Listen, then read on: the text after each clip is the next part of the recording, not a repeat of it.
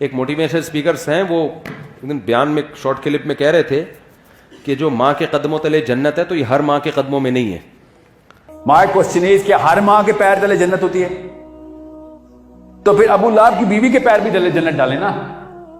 سوچنے سے یہ صرف وہ والی ماں کے پیر تلے جنت ہے جو اللہ کے اصولوں میں بچے کو بالغ کرے. یہ پاکستانی اصولوں کے اوپر بالغ کر کے جو دو نمبری پھیلائی ہے نا ماں نے، ان کے پیروں تلے جنت نہیں ہے. بعض لوگ بات ایسے ہی کرتے ہیں کہ وہ علم صحیح نہیں ہوتا، جس کی وجہ سے معاشرہ غلط سمت میں جانا شروع کر دیتا ہے. میرا مقصد ان کا مذاق اڑانا نہیں ہے، لیکن یہ بات چونکہ اس سے نوجوان غلط گائیڈ ہو رہے ہیں، اس لیے میں نے کہا اس کی وضاحت کروں گا. موقع آ گیا تو وضاحت کرنے کا موقع مل رہا ہے. پھر انہوں نے محترم نے مثال دی کہ جو ابو لہب کی بیوی تھی جس کے بارے میں قرآن میں آتا ہے اس کے گلے میں رسی تھی اور پھندا لگا اور مر گئی. بڑی کافر عورت تھی نا، تو وہ کافر عورت تھی تو وہ بھی تو کسی بچے کی ماں ہوگی، تو کیا اس کے بھی قدموں میں جنت ہے؟ تو یعنی وہ بتا رہے تھے کہ ہر ماں کے قدموں میں جنت نہیں ہوتی بھائی، ماؤں کی بھی دو قسمیں ہوتی ہیں، کچھ اچھی ہوتی ہیں کچھ بری ہوتی ہیں. یہ غلط گائیڈنس ہو رہی ہے. ہر ماں کے قدموں تلے جنت ہے، چاہے وہ کافر بھی ہو. بات یہ کہ وہ ماں کے قدموں میں ماں کے لیے جنت نہیں ہے. کس کے لیے جنت ہے؟ اولاد کے لیے جنت ہے.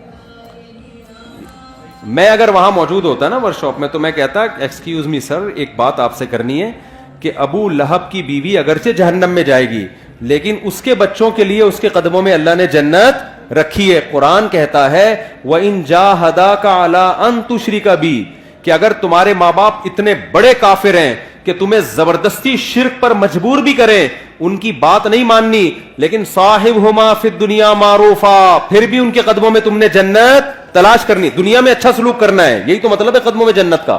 تو آج کل اولادیں ویسے ہی ماں باپ کو نہیں پوچھ رہی ہیں. اس طرح کی تقریریں آئیں گی تو پھر اپنے ابا اماں میں عیب تلاش کریں گے. وہ ہر بچہ جا کے دیکھا یار میری اماں تو یہ بھی کام غلط ہے، میری اماں کا تو یہ بھی حرکت ٹھیک نہیں ہے، تو اس کا مطلب میری اماں خود ہی جنتی نہیں ہے، تو اس کے پاؤں میں کہاں سے جنت آ گئی؟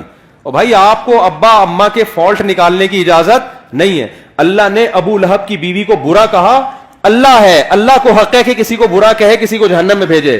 ابو جہل کی بیوی یا ابو لہب کی بیوی کی جو اولاد تھی اس کو شریعت نے یہی پابند کیا کہ تم نے اپنے ماں باپ کے احسانات کا بدلہ دینے کی کوشش کرنا ہے اور تم نے ان کے ساتھ اچھا سلوک کرنا ہے. نہیں آ رہی میرا خیال بات سمجھ میں؟ تو آپ کو تو حکم ہے کہ آپ کے ابا اچھے ہیں برے ہیں، بھائی آپ کو اچھا سلوک کرنا ہے.